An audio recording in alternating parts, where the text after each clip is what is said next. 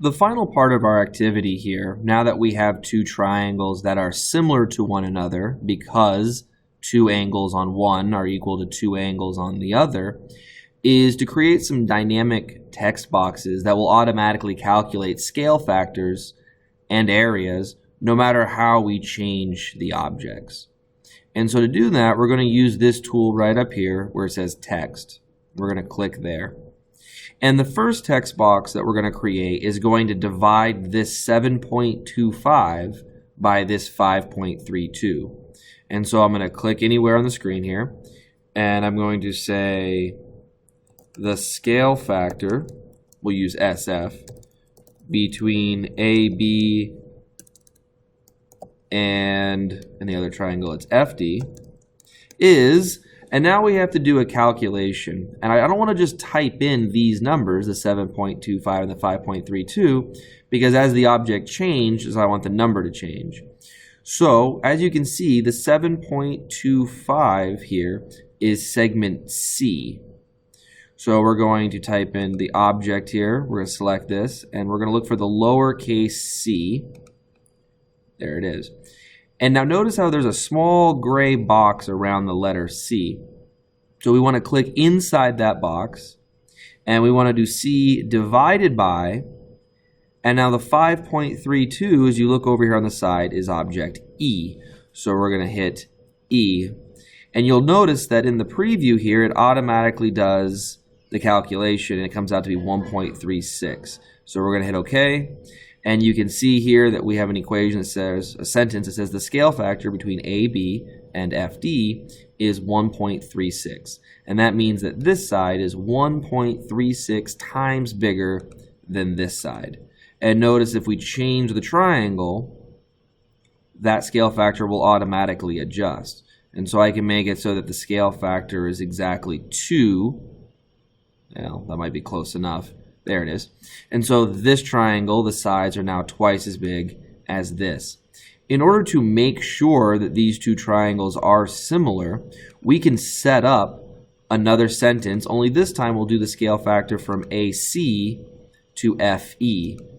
So you can see that AC is segment B and FE is segment D. So we can quickly set that up. We can say the scale factor between AC and FE is, and now we're going to insert an object. We already decided that the 17.21 is the lowercase b.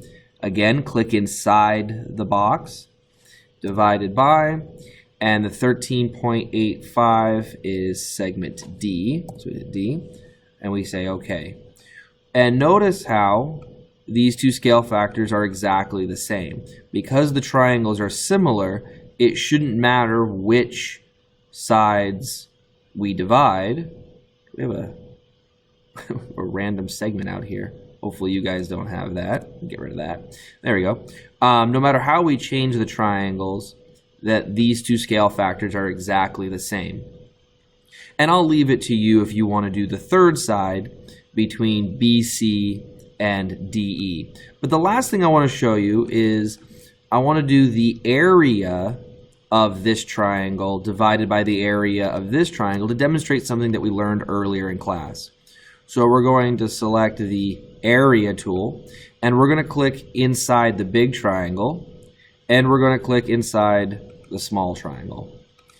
So as you can see here on the left, the area is saved as T1. It says text T1. So this 44.07, which is the area of the big triangle, is T1.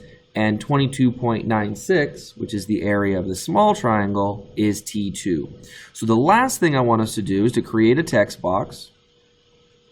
Oh, there it is.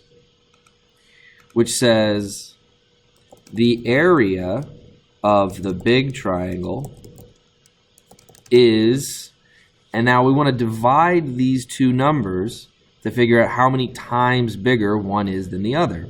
So we go to Object, and we need to start a math box, so I'm going to select text T1, but I want to get rid of the text part. I just want the T1 part. So it's T1, and then divided by T2. And you can see it says right there 1.89. Now I'm going to click outside of the box, and I'm going to finish my sentence. So it says the area of the big triangle is blank times bigger than the small triangle.